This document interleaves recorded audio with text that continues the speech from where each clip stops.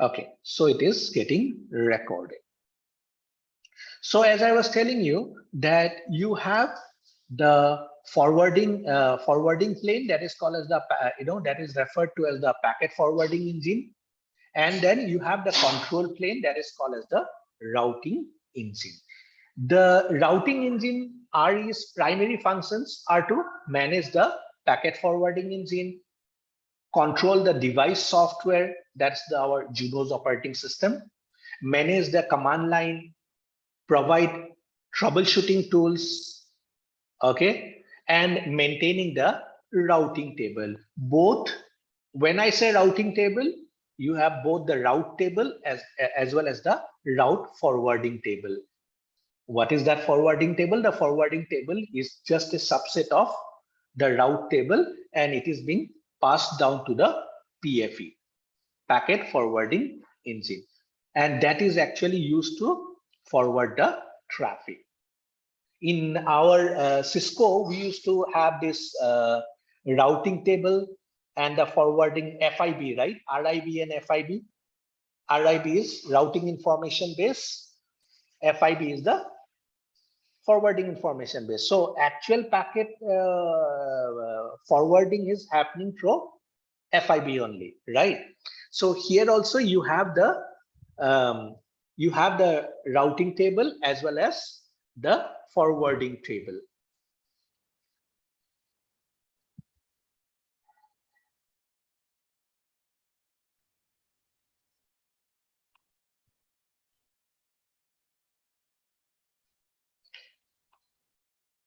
So what we have understood is that the routing engine, that's the brain of the router.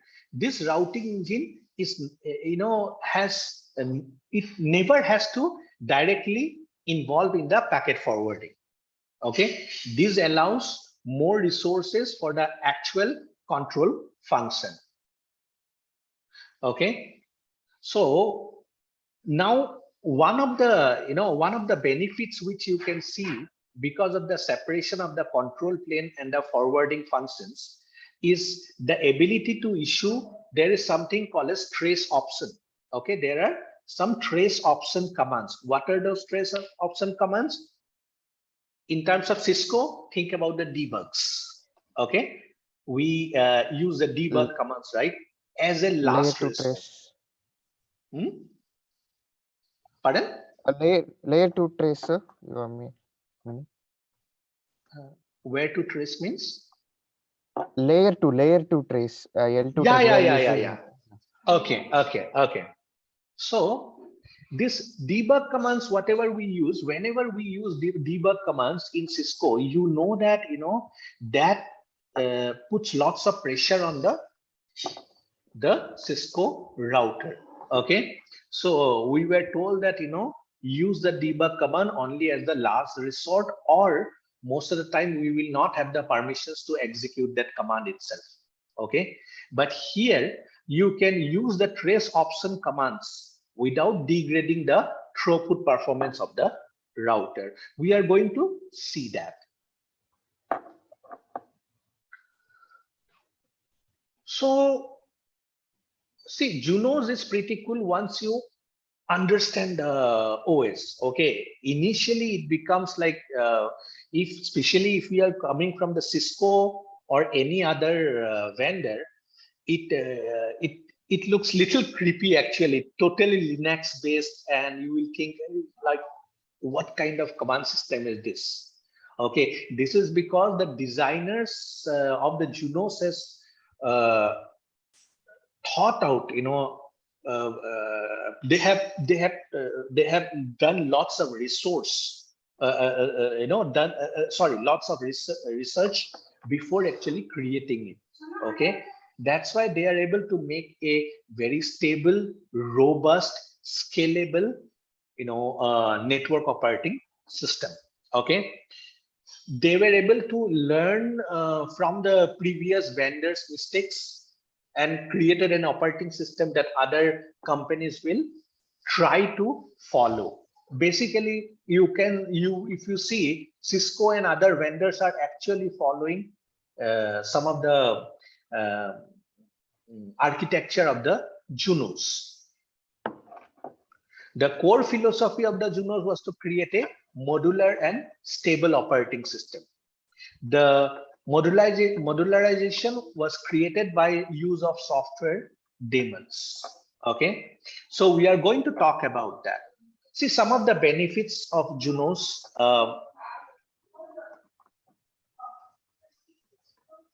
Here, so Junos, you can see my screen, right? So it's a network operating system. The thing is that the Junos, when they were developing Junos, try to understand this. They thought that let us not create an operating system from ground up. Okay, let us use a already available stable operating system and let us run Junos as a application on top of it. Okay, so they selected a Linux operating system, FreeBSD. Okay, so FreeBSD is very stable, it is good. And so what they have done, they have used FreeBSD as a network of as the kernel. Okay, and on top of that they have implemented this Junos as a application. Okay, so what actually happens is now that all the Linux based or Linux or Unix based operating systems, so what happens there is they use different processes and internal processes. Those are called as the daemons. Okay, so what is a daemon? For every process there will be a daemon running. Okay, they will have their own memory space. Just take for example, in a router you have a routing. Okay, in Junos this routing will be running in a different daemon. They have other things like monitoring the chassis. Okay, that will be running in a as a separate process in a separate daemon. Then like logging and other things or some other things, SNMP, that will be running in a separate process as a separate daemon. So as a result of which, what is happening is, let's say that if a process is not running, a process gets because of too much processing or due to some reason, a particular process gets freezed. It is not going to affect the entire router. So it becomes very easy to just restart the daemon. It is not going to affect the other processes. That's why we say that this Junos operating system is it's like modular. Different modules will be running. So this modularization was created by use of the software. Okay, and as we know, our FreeBSD is very stable. So our Junos runs in a very consistent manner across all the platforms. You may have some other vendors, even for Cisco also, right? We have Nexus operating system which works little differently. We may have the OS might look little different, and then if you might have seen that whenever they buy out some other product from some different company, initially their command line and things will be little different. Even the SD-WAN, Viptala SD-WAN, which some of us has gone through, the commands and this one are little bit different. Okay, but here in Junos it will be consistent across all the platforms, and this is called as the Junos 1. Guys, any questions up till this point? Please ask me. No? Okay. Okay. Sir. Yes. Hello, sir. Yes, please. So you say daemons is in the sense a software program, or you say modular also and software defined daemons, right? also. Okay. Let me explain. So daemons, normally we use this word in Linux. Okay. Mm. So what is daemon is a daemon is a process, internal process, which if you read in some, if you go and search in what is a daemon, so they will tell you that daemon is an internal process which will be running, a separate internal process which will be running within the OS without any user's direct intervention. Okay, so Okay.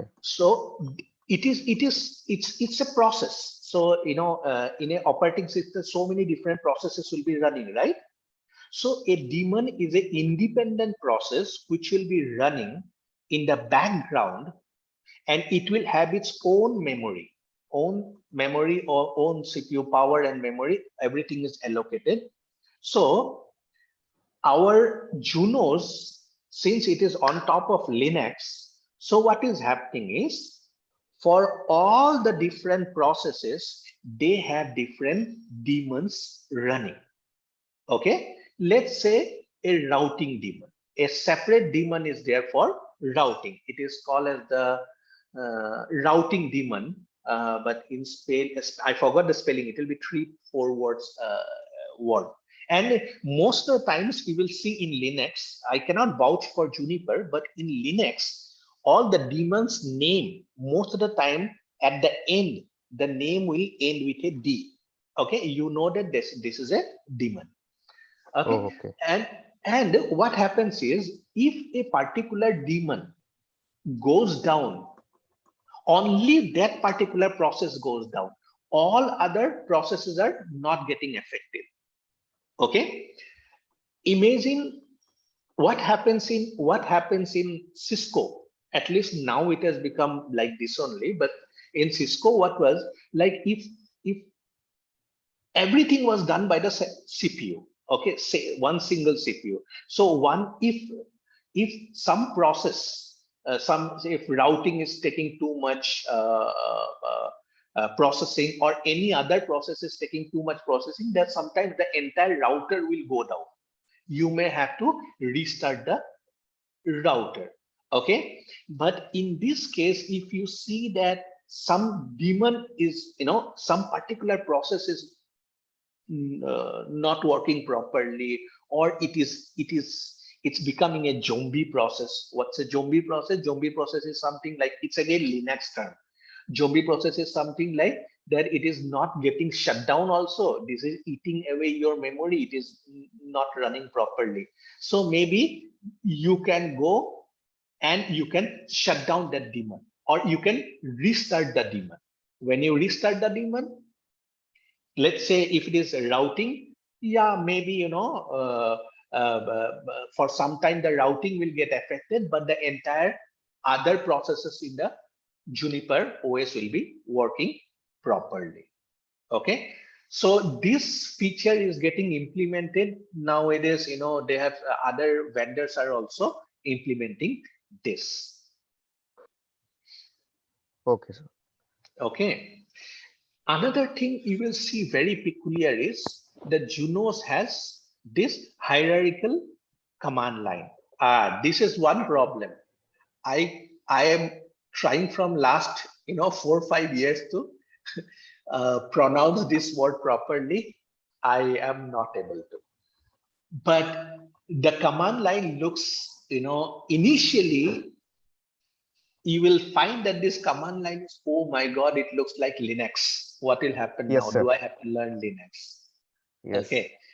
So, but once you actually, try to understand that it is, command line is very nice. If you look at, the command line, you will see that you can easily understand where you are. Okay, in the Cisco, it is little difficult to say where actually you are. Suppose you get into a specific configuration, you will be in config if or config something, but it becomes difficult to say where actually you are. But in Juniper, it is very interesting. Okay, you can they will actually show you where actually you are in the command line. Another thing in Juniper is this is there in our Cisco. I'm trying to always map the things with Cisco. In our Cisco service provider routers also this thing is there, that it will not get committed unless and until you use the use the word commit. Okay, so you may uh, you know create some configuration lines, but until and unless you commit them, okay, it will not get applied. So whenever you put the commit, what will happen is Junos will internally check whether whatever lines which are getting which are waiting to be committed, are they affecting anything else? Okay, or before giving a particular command, was there any other requirement? So all these things they will check, and if everything is okay, then only it will get configured. Okay, so during the commit stage, Junos will check your pending configuration for any errors or conflicting statements. Okay, and in Junos it becomes very easy for rollback to previously saved configurations. They will have lots of rollbacks. We are will be checking that on some next next few classes. You can see that there is you can have lots of commits, you can have lots of rollbacks. We are going to have a separate class on that. That will be interesting.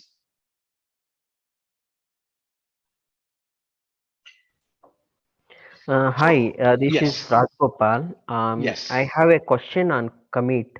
yes. Um, Tell me, yeah, please. yeah. There will be a there will be some pending commit. Um, Yes. how we should come to know? Like maybe I will come to know there is some which command. So how to come to know, and during the change, if someone is mm kept in without committing Understood. it. Let's say, let me rephrase it. That means suppose before you somebody had done some configuration and without committing he has come out, isn't it? So now Yeah, you yeah. are joining, and now you are logging in and you are thinking, oh, uh, you will be able to see that it will tell you there are some pending changes. Okay, Hmm. but you don't want to take the risk. Okay, Okay. see, so best thing is that you don't I will show you what all if you are in the configuration mode, you can actually give the show and space pipe command and compare. You can see that there are lots of commands, we are coming to that, but the best thing is that you can use the word rollback. Okay, so if you say Okay. rollback 0, okay, so what will happen is it will go to the previously committed configuration. Okay, Okay. so whatever configurations or whatever commands has been typed but not committed, it will be removed. Okay, so if you So say more or like a startup config. We are recreating the startup config. huh, but you can have lots of startup config now. Okay, Oh, and you can have one of your favorite startup configs also. Okay, so the thing is that when you commit, there'll be lots of commits at this one, and you can go to any one of them. But if you have just logged in and you fear that you have done one or two lines and you fear that oh, if I commit now, there are some previous commits and that might get committed, you can have a rollback and start from fresh. Another thing is that when you put show compare and other things, on the right hand side you will see some plus signs and you will see some minus signs. Okay, the plus signs, that means this commands will be added. The minus signs will show you this commands will be deleted. Okay, we are going to do lab on this. All these things we are going to check, and then you can compare between two configurations also. Okay, you can compare between, you know, the committed and uncommitted. All these things we can compare, and we see we have a separate class for that. Okay. Yeah, sure, Shekhar. Okay. Actually, yeah, in going forward also, I'm just more interested on this specific, because the reason asking is in the real environment. For example, if I have been assigned for some change on one device, so just I wanted to ensure if there is any pending commit changes on the device, so before touching up that device. Yes, So yes, yes, yeah, yes. that specific So, thing I wanted to check oh in that yes, yes, lab. we can do that. And some of the other things also we have learned. You know, imagine two people are configuring at the same time. Might be possible through telnet or something like that. One is through CLI, one is through telnet. Okay, then how do you protect your configuration? So you can have a protected space.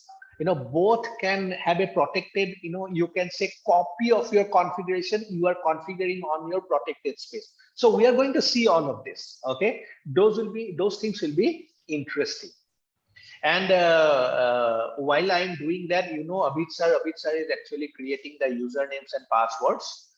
Okay, so everyone will get your lab, but only thing is that two people initially will do on the same lab. Okay, no, we have 20 labs, but at any point of time, let's 10 people work on it. Okay, so we have to create some kind of rules here.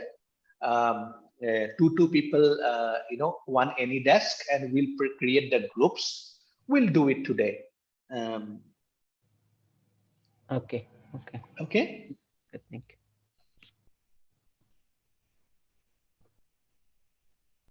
So Hello, Shekhar. Shekharji, Mohammed this side. yeah, tell me please. Just one small, I'm having doubt. I just want to know either it is a possible or not. Like, take a scenario that we both are working on the Junos, same device, but they are not aware each other. And you are doing some, like, imagine that you are doing OSPF configuration. I'm doing some other BGP configuration. Yes. So when I am doing commit, that it is getting triggered. Okay, some alert. So is there any specific commit is that can take only whatever necessary changes is done from my side, that will be take those things only particular commit, and rest of the user who is already been working on the device, it will not affect their configuration either that side and this side. Is it possible or not? I'm just See, asking. yes. See, one thing which I have learned is that suppose you have you have logged in, okay, and let me explain the scenario. You have logged in and you are afraid that there can be other people also who might log in. The first thing is that when the second person logged in, when the second person logs in, okay, he will see in his screen that this is already been logged in by so and so through so and so. Like that, one statement will come. Okay, from there he will come to know. Number two, suppose you are the first person and you are afraid that some other people might come and it might create a problem. See, if you are working on one part of the thing and which is not affected the other scenario, then it is okay. But you are afraid that, you know, some other person also might come and create problem. So what can be done is there's a specific command I forgot which will come. Okay, you can lock your configuration. Okay, Okay. you can lock your configuration. So what will happen when you are committing, it will take, but the configuration of the router is locked. So the second person, if he is trying to commit, it will tell him that it has been locked by such and such user. Okay, got it. So the other person can see, all the configurations and other things, but he cannot commit. Okay. I think Okay. the same is future is existing in Palo Alto. We can like lock it, so others we cannot able to like commit this configuration until the user is unlocked that configuration. Got it. Yes. Thank you. Yes. Yeah. Yes. Sir, in Cisco, we can see only by giving show user commands, but in Juniper, it will automatically show to the next user. That's what you're saying. No, in Juniper means if you are the first user, okay. So see, to see the users, there is a different command, okay. But you are the first user and you are working. If the second user is logging in his logging window, like once he log in, the first thing he will see is this has been like blah blah blah. One more person is there, like that. Okay. Okay. So the alert messages will be prompted that whoever is second login, that already some user is existing working on this router, like that. Message means one like log will be there. Like, what can I say? This one will appear there in the screen. Okay, got it. Thank you. Okay. And I was, as I was telling you, the rollback to previously saved configurations are very easy. Good. We are going to have a class on that. I think that will be going to be the that will be the most important class, maybe going by your all of your questions. So now there is something called as Junos evolved. Okay, see, till now there was Junos which was running on FreeBSD. Okay, FreeBSD is a specific operating system.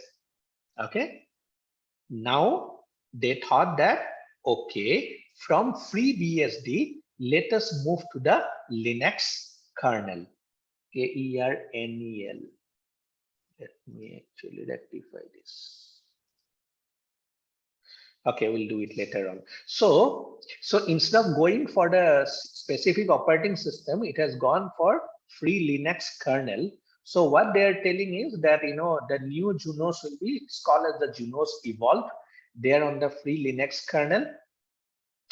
And they are telling that it is more distributed in nature and it supports more applications. So some it is more futuristic basically, but most of the CLI will be same like Junos OS only. Okay. So one of the thing which has changed in Junos Evolve, we are not working on Junos Evolve, we'll be working on Junos OS only. See, the management interfaces in the Junos devices, okay, it will be something like this: FX port, FX0, EM, or ME. Okay, different devices will have one of this. Okay, but in the Junos Evolve, the nomenclature will be a little bit different. So they will say RE0 management 0. RE0 means routing engine 0, management 0, RE0 management 1. So what they are telling is, why not we have multiple management ports? Why not we have multiple management ports? So that was what was happening, that is what has happened in the Junos Evolve.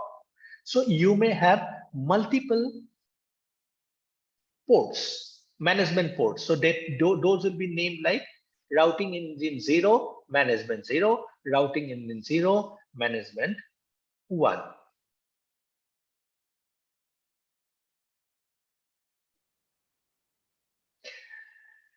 The another thing which has changed in the Junos Evolved is, now they have a centralized database. So what they're saying is, okay, what I could understand Sir, is, Yes.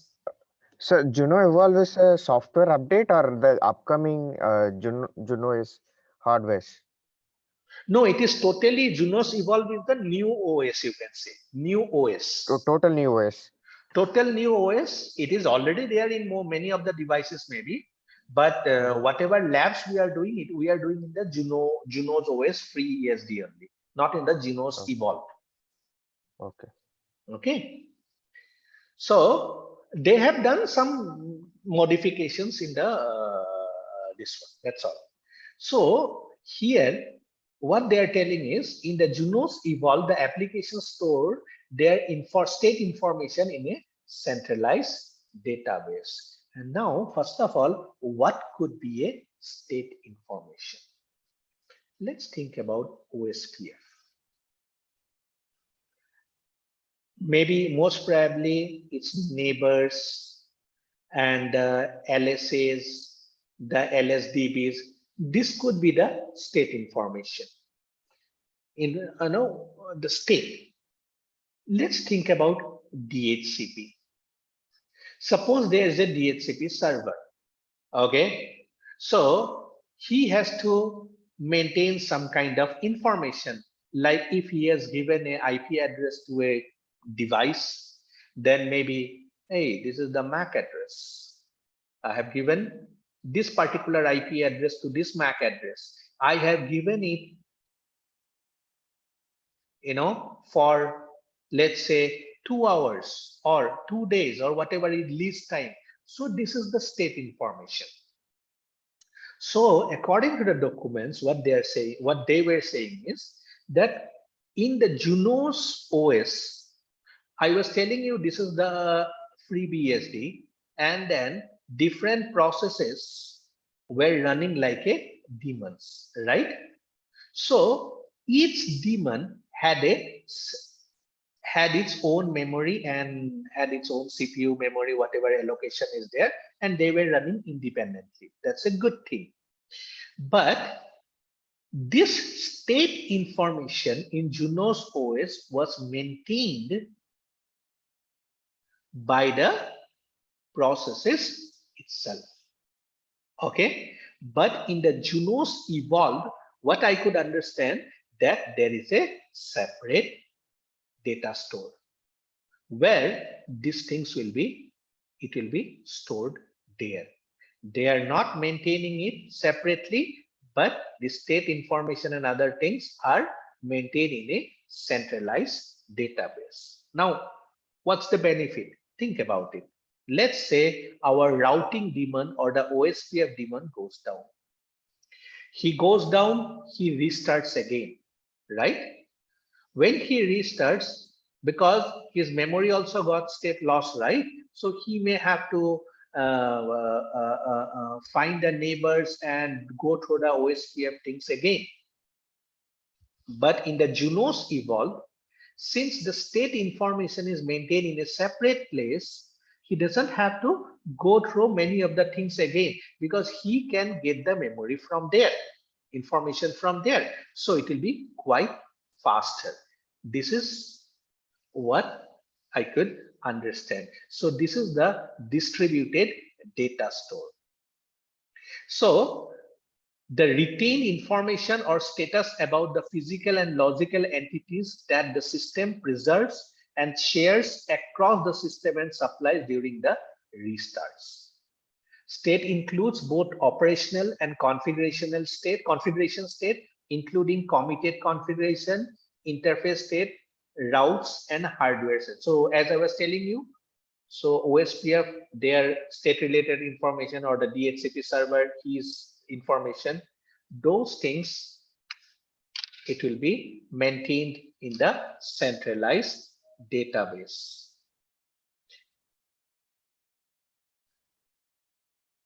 So Kiran here. Yeah. Sir, if that is the case, then the ideal transition time or the update time of the protocol, is there any change in that time? I don't think so. So that I have not read, but Junos is, ideally considered much faster than any other OS. Okay, so I don't think there'll be any problem. No, Okay. because the OSPF updates were stored in a centralized location. Then if that specific OSPF demo is down and it is reconstructing, so you are telling that like it collects from the database, from the Yes. stored information. So the Yes. stored information will have uh, means it is already ready. Then it revokes back. I mean it Exactly. immediately, Exactly. right? Like so the timer, Exactly. the time will change, right? Obviously. Time will change in the sense. I Oh, mean, the LSA timer and other things you are yes, saying. yes, yes. I think those things they are maintaining. They also know that. So they do all this stuff maybe. Okay, I'm not so sure about that. You have raised a good question, but this is too advanced. I have to go and check it out. Like at the LSA time, right? Yes. Yeah, understood. But you try to understand when a OSPF neighbor is coming up, or when once a BGP peer is coming up, what is like in your labs and other things, what do you find that when it is taking most amount of time? The BGP, when it comes up, it is taking most amount of time in forming the neighbor relationship, right? Yes. The when to come up with the neighbor, because it has got so many states and other things to form neighbor adjacency. Even in an OSPF also, so many states are there to form the neighbor relationship. It takes some time.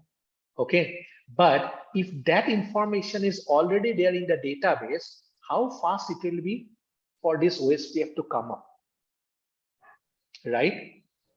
Okay. It will be much faster than our traditional thing. Sometimes, in our OSPF also, I don't know whether you have noticed or not, in our lab, if I take 3 or 4 routers, and then if I restart the OSPF or process once, you will see that it will take some time. It will go down. It will take some time to come up. I think those things will be much faster in Juniper. Okay. So this centralized database is actually called as the distributed data store, DDS.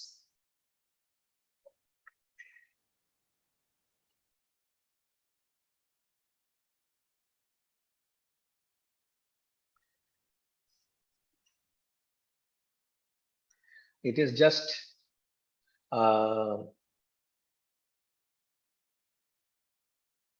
so it is just a diagram of the previous thing which I have which I have explained. So they have a centralized data store.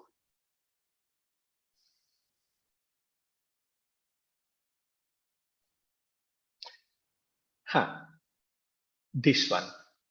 I don't know. In the Cisco, I have never noticed that, but in Juniper, they are like they're doing it in very orderly fashion. Like Juniper OS is released every quarter. Okay, every quarter. So there is a major release and there will be a minor release. So major release, Junos, you will see a number here. So this is major release. Okay. So what I have noticed when I went to the website is that the major release, if it is 22, that means it is released in 22. Okay. Then it's a minor release. Okay. The minor release is sent every quarter. Okay, every quarter. It will be .1, .2, .3, .4. Every quarter means every 3 months. Okay. So this is major release. This is the minor release. And then there are, for bug fixes, some types of Junos OS versions are released more frequently to resolve the issues. So there is a maintenance release. The maintenance release is every 6 weeks. 6 weeks. Matlab, you just think every 3 months you have a minor release, and 1.5 months you can say, right? 6 weeks. Half of that there will be a maintenance release.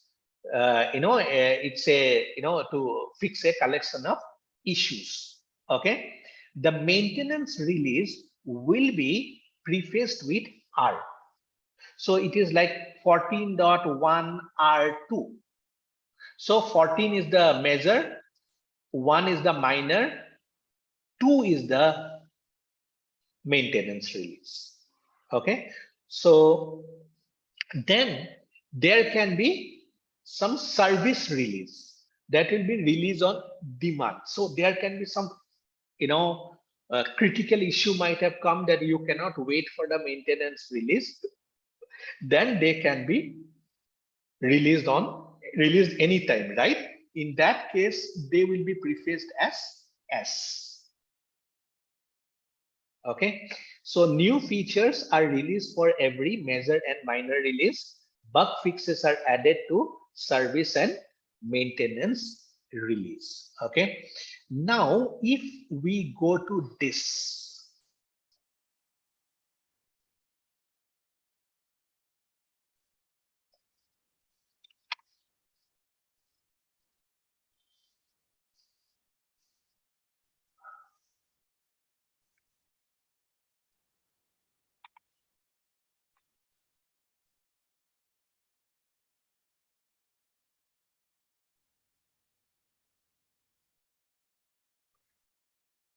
Junos OS dates and milestones. So if you look here, you see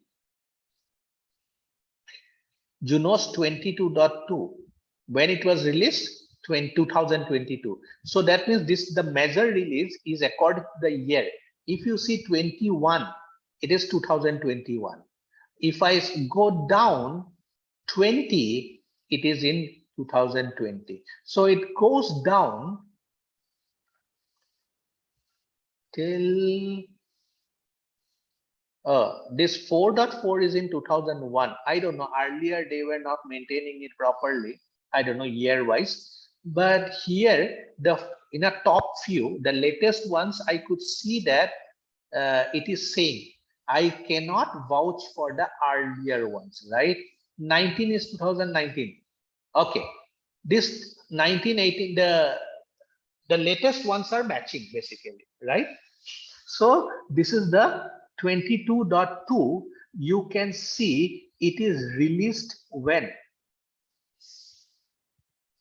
6/23. 6 means the second quarter, isn't it? 6 is second quarter. 22.1, it is the end of the first quarter or something like that. See, it is pretty consistent. Or you look at the 21, this one. 21.1 on 3rd 25. See, 22.1, 24.3, 25.3, 21.2, 29.6, 21.3, 29, 23.9. Okay, September. 21.4 in the December, right? So they are very, very consistent about this.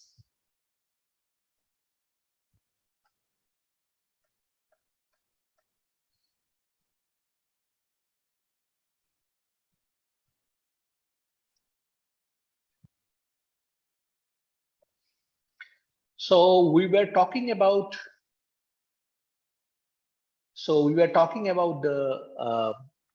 the forwarding plane, and we were talking about the routing engine. We are talking about the packet forwarding engine.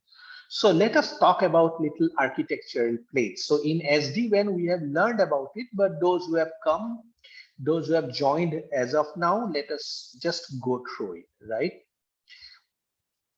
So in this section, we are going to we are going to try to understand the different functional planes, that is the control, data, and management. And we are also trying to learn about what is transit and what is exception traffic. Okay. So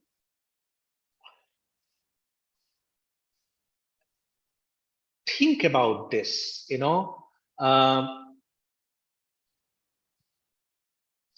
the Juniper, or not only Juniper, everything. Okay.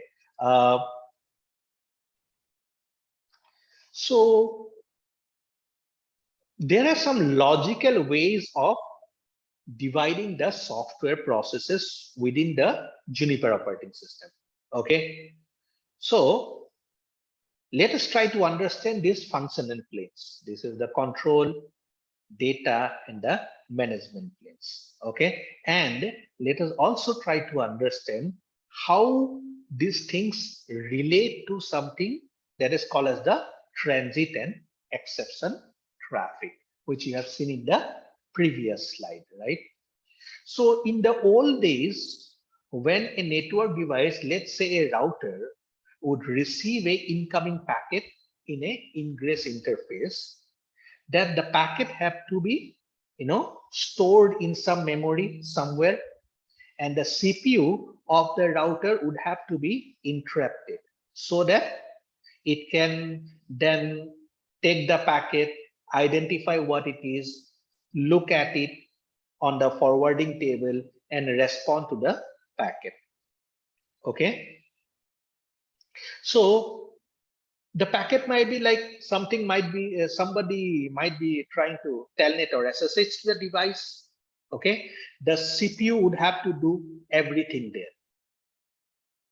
It had to be interrupted to handle the packet. Once the packet was rewritten or responded, the CPU would go back to whatever it was doing. Maybe monitoring the hardware, maybe, monitoring the temperature or doing something else, right?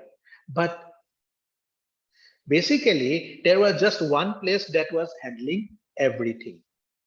The problem with that was if a large number of packets are hitting the router, if thousands of packets per second are hitting the router, it would interrupt the router so much that the some of the critical tasks, like let's say maintaining the BGP relationship, maintaining the OSPF, adjacency, might get affected.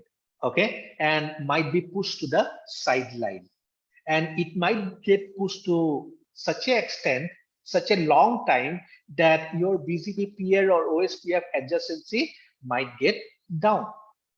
Okay, so when these Juniper devices were created, it was decided that all these different processes, all these different tasks will be divided into, will be done by the different components. Okay, and that will be built to handle different tasks. So this is what we are trying to tell here. So all these different processes, all these different tasks are divided into these three sections: control plane, forwarding plane, management plane. Okay, try to understand one thing. Now, 99% of the packets which are traversing through the router will not hit the control plane.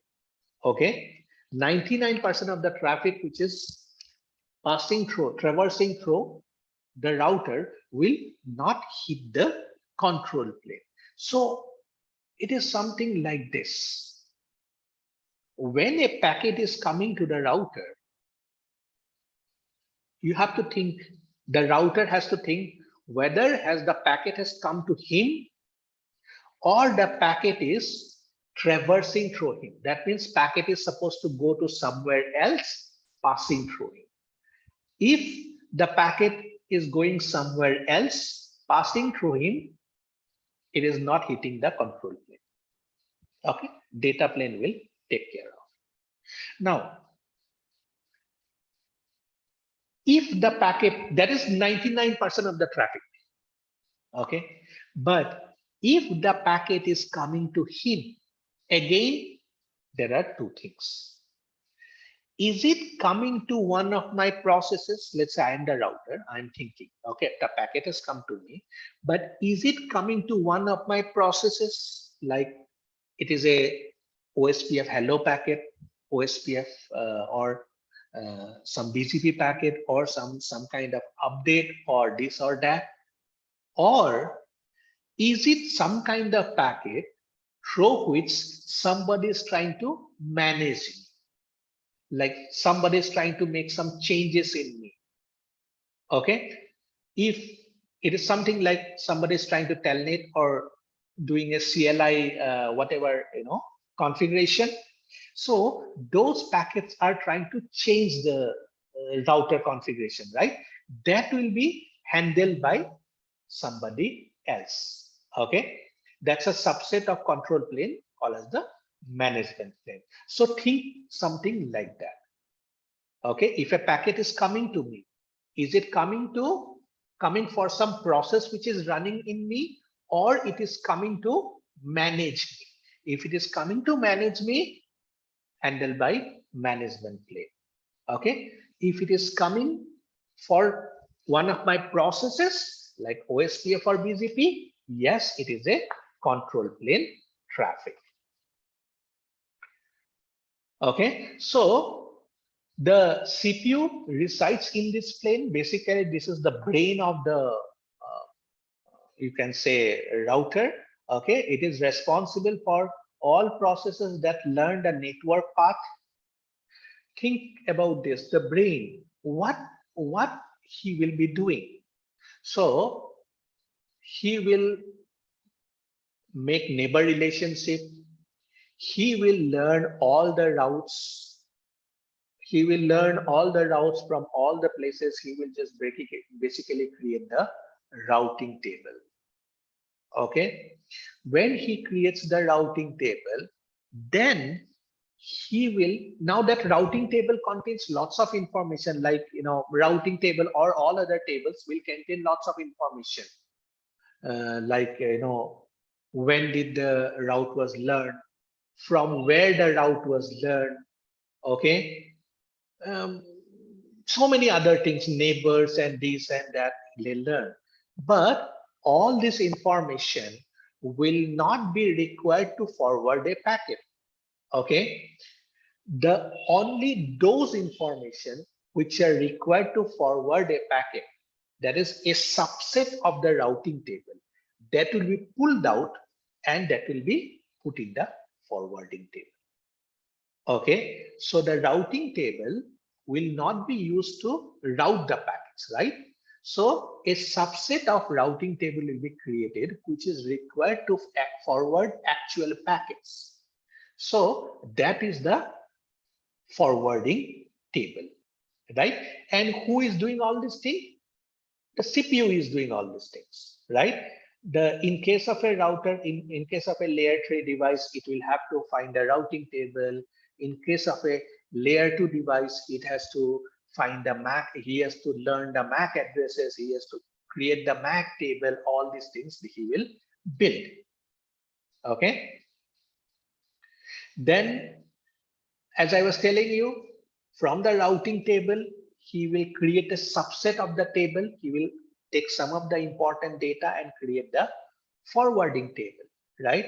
He will create, all, he will maintain all the routing protocols and all the things, whatever things require the brain. Okay, learn, the word learn, that is done by the control. Okay, so it is running the Juno's operating system and the associated daemons. Now, the forwarding plane, it is also most commonly called as the data plane. Okay, and it resides inside the PFE. There is something called as the packet forwarding engine. Okay, the data plane will reside inside the packet forwarding engine. So it consists of ASIC based hardware.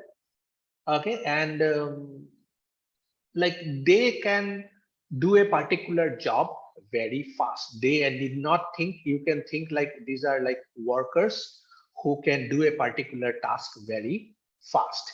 Okay, and the PFE, the forwarding plane, may not sit on one piece of hardware. Okay, it will be there in different modules and in the chassis in different line cards and other places. It will be there.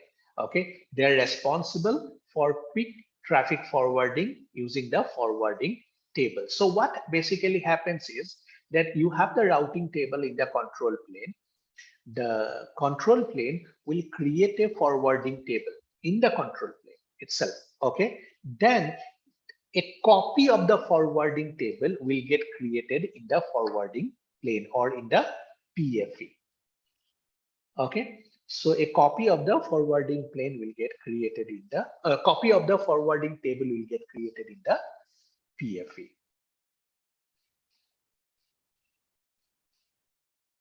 So as I was telling you, management plane, it's a subset of the control plane, right? So controls any process that is used to manage the box, such as the local CLI, telnet, SNMP, or all other things.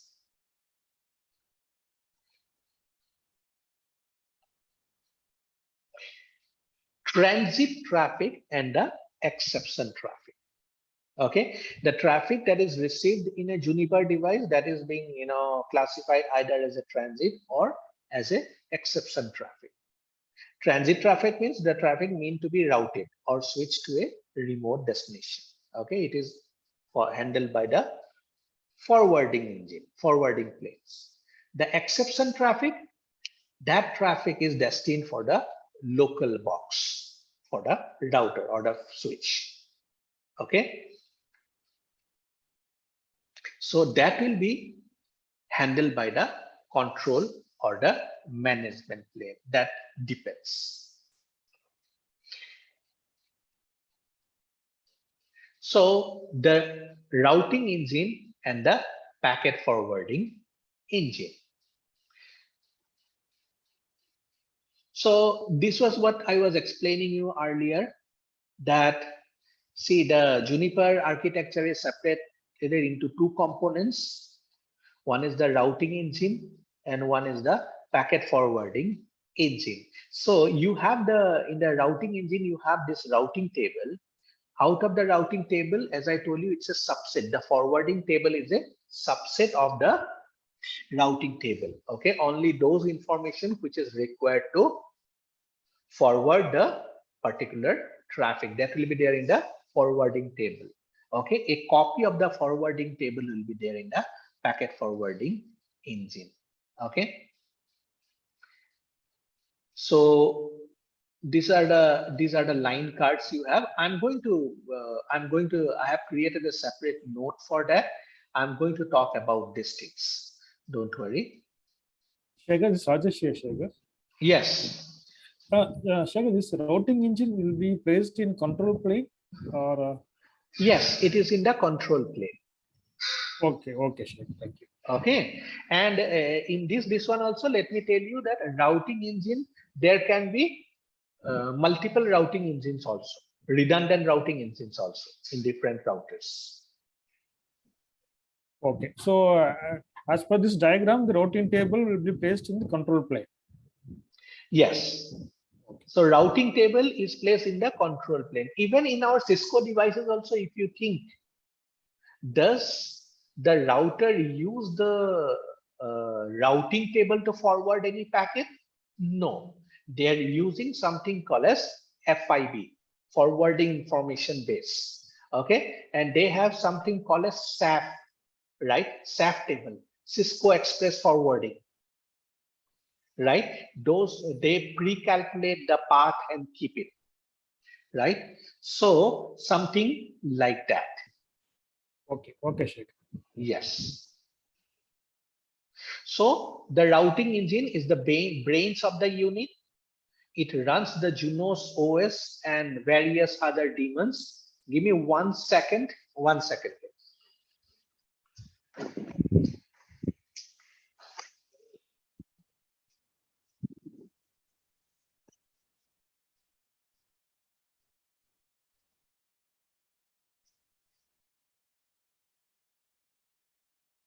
So It runs the Junos OS and various daemons.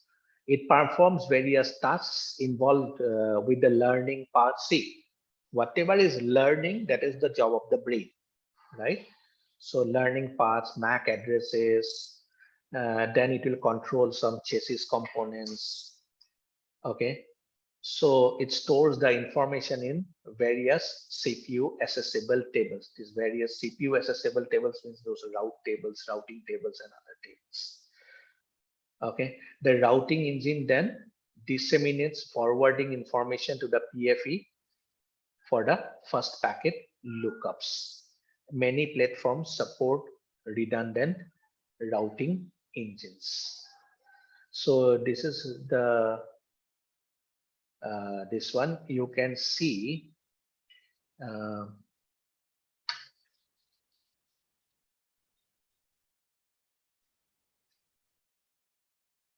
these are the two routing engines here. Okay, these are the two routing engines, and if I am not wrong, this is the management port and this is the console port. Okay, you have the auxiliary port also, but it is not used. Okay, it is not used. Okay, so this is what it is.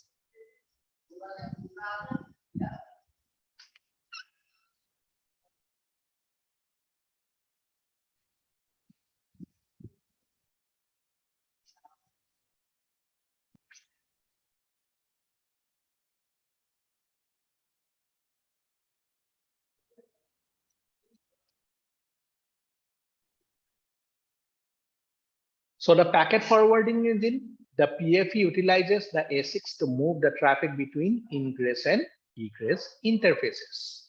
The PFEs are a component of line cards. So a single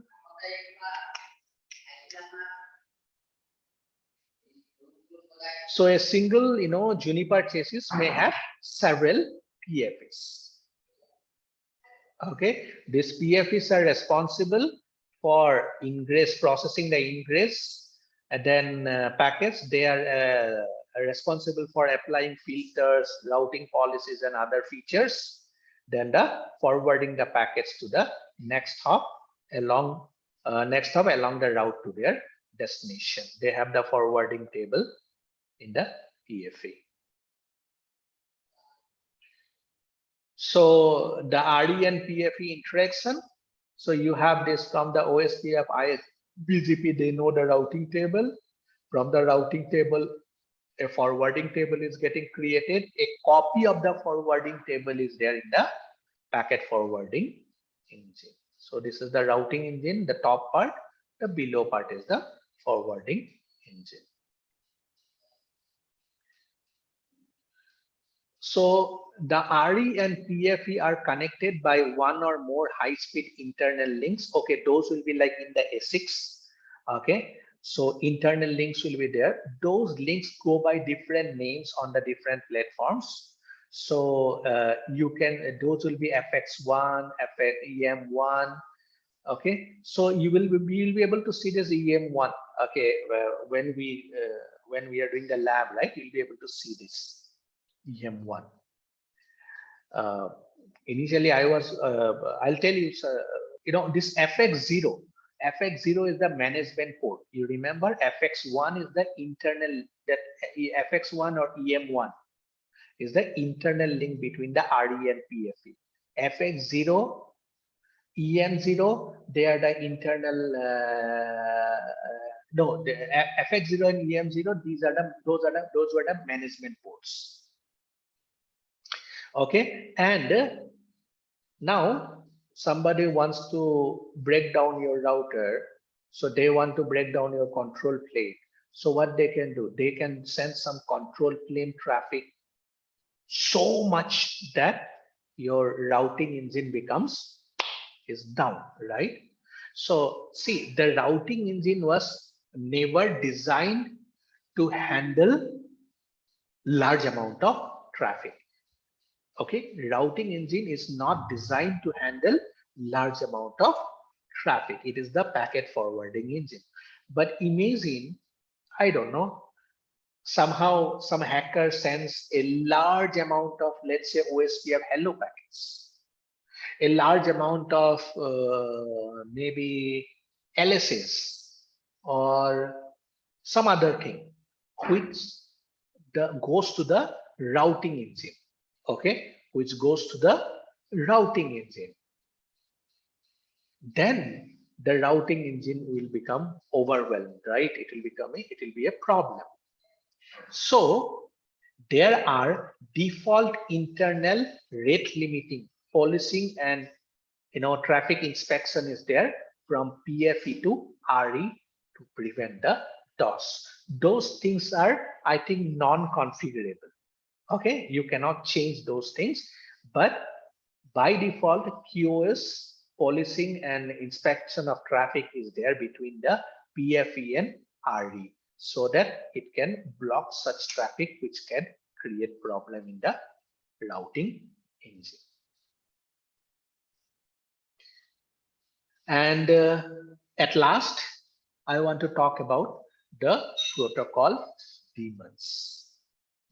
So this, see, if you search in different in Google, they will give you lots of information about the daemons, and they will give you lots of explanation about this. Okay, so this is from the Wikipedia. In in multitasking computer operating systems, a daemon is a computer program that runs as a background process rather than being under the direct control of an interactive user. Traditionally, the process names of a daemon end with the letter D. I told you, right? For clarification that the process is in fact a daemon, and for differentiation between a daemon and a normal computer program. Okay, you can say computer process, computer program. I have not gone into depth differences between processes, programs, and all other things, but just like syslog D. So if you have a D, I know that, like in the Linux, I had done some study on Linux earlier. So whenever D, it's a daemon. And one more thing, it runs on as a background process rather than the direct control of a interactive user. That means the user normally doesn't interact with the daemon.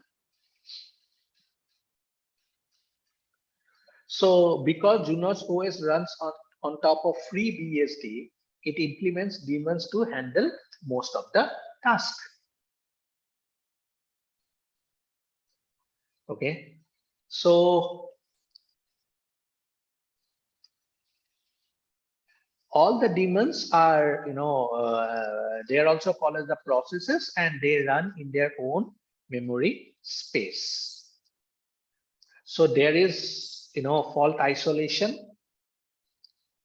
Some daemons will be running all the time. Some others will start as needed. We will see that once we get into the lab.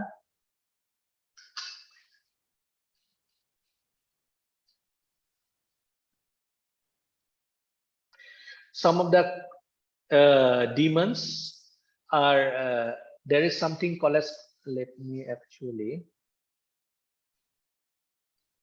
there is something called as RPD. There is the routing protocol daemon. It maintains the routing protocol functionality. There is chassis D. The chassis daemon control the chassis and environment processes. There is SNMP. Okay, for SNMP-D. Then there is a management daemon. I am not so sure it is a typing error or not, but I think it should have been MGD. I don't know, or MGD. I have to check. So it controls the management connections to the network via SSH, Telnet, or HTTPS. device control daemon. So, this needs, Junos needs to communicate with the hardware and interface cards, and this device control daemon actually permits it. Now, one interesting thing is there that let's say one slot is empty. Okay, some slot is empty, and in future you are going to buy it. Not in future, let's say another 2 days it is coming. Okay, now this device control daemon will allow you or allow the admin to configure that slot or that interface which is not there. It will allow you to configure it and keep it. Okay, so when the part comes, you just slide it and bang, it's working. Okay, you can pre-configure the thing and keep it, and this device control daemon will allow you. Okay, so there is like that, there is a DHCP daemon and other things are there. Okay, so these are some of the commands, okay, which once we get into the process, I'll show you. I should have started one of this one, but we'll do it tomorrow, no issues. So now, since I told you that there are daemons, so if you want to see the processes, you can say show system processes or show system processes extensive. It will show you all the processes. Now, many of the processes will be just, will not be running, or it will be idle. So you can give a pipe command. In Cisco also you give pipe command, right? Here you can use it extensively. So system processes extensive pipe except 0.0. This 0.0 is like, processing. Okay, if the processing is 0.0, don't show it. Okay, so this is what it is. And suppose some daemon is running exceptionally high, processing is exceptionally high, you feel that this is creating problem, you can restart that particular daemon. Okay, so the restart command, you can see the restart, and then the problem here is it will not come as the name of the daemon. It will be like some descriptive name. Okay, so you have to know a little bit. Okay, so there is a alarm management, there is, for AAA, this is AAAD. Okay, like that you should know. So descriptor, this is descriptive, the name is not there, and you can start it actually. Now here also, suppose I just for example I took restart LSCP, and then if I put a question mark, you see there is something called as gracefully, it will start gracefully, right? But sometimes some daemons have to be killed immediately. Okay, stopped means it is called as the killing. Okay, some daemons have to be killed immediately. So if you give the command restart LSCP, that's the LSCP-D, that is the daemon, and you say immediately, so you will get a log message saying that terminated by signal number 9. In Linux, you will know that if you are trying to kill some daemon with a number 9, it is like immediately it has to be killed. I'll show you that. So these daemons actually can be killed. This is you are going through the CLI, remember, but you can kill it through the Linux shell also. Okay, some of the commands you can do through the Linux shell also. That will be interesting, but that will be for the advanced users only. If you know little Linux, if you can handle Linux, so you can work with the shell also. Okay. So I want you This is the last topic we are doing today. I want you to go through this. I'll put it in the chat. Huh? I hope everybody is there, not sleeping. So this one, Yeah, please yeah. go through this. This will be very informative.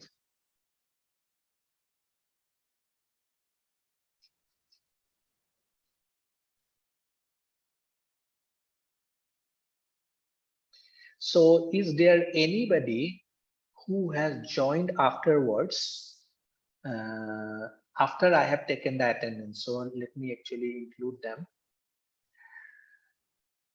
So Dinesh, have you come? Dinesh is not there. Sir, yes, sir, yes, sir. Dinesh is there, huh? Yes, sir. Okay. And then Gurdev. Okay, is not there. Anil. Yeah, I've Anil joined. is, Yeah, I've joined. who has joined actually? Anil. Yeah, Anil. Okay, Yeah, yeah. okay. No, because I'm looking at the Yeah, screen, right? So that's right. That's right. so Aswin. No, he's not there. Okay. Mustafa. Yeah, actually, he was working on another change activity. He will Okay. join from tomorrow. Okay, no issues, no issues. Then Iswar, Yeah, I am marriage, on the call. Yeah, I joined the call. Oh, you have joined, huh? Okay, okay, Yes. okay, okay. Fine. So everybody else, okay. So guys, today I want you to please go through that document. That's why we'll stop 10 minutes before time. Okay, that will give you some idea. This link. Open it.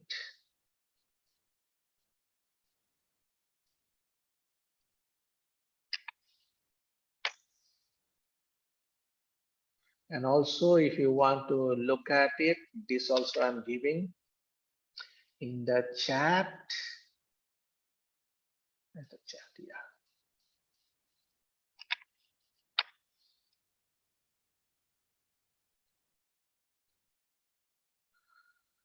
How to restart a specific process in Juno. So somebody has given the solution. Very nicely they have given it, and they have given it in the cell also. So if you are able to see this, okay, this is little smaller. Let me make it little big. Why it's not becoming big? Anyways, so if you can see here, whenever you see colon and tilde is what? In the keyboard, the extreme left on top of the tab. So whenever you see that, you should know that you are in the Linux console, Linux shell. It's not in the Juniper CLI. You are in the Linux shell. And there, remember, if you want to kill a particular process, kill, I told you when you are putting -9, immediately kill. Okay, so kill immediately, and then every process will have a process ID. So if you give the process ID, that particular daemon or that process will be killed. Okay, so this is how it is done. So if you look here, this process as of now, it is diagram, it is showing 6644. It is alarm D, that is related to some alarm. Okay, so they are killing that process, and then again he is looking at the particular process. This is PS process -AUX grab alarm D. So it is telling that please show me only that process. So you can see the process has restarted with a new process ID. So when you see that the process ID has changed for the same process, you know that it got restarted. Okay, so this is what it is. This command is purely Linux command. Okay, this is purely Linux command.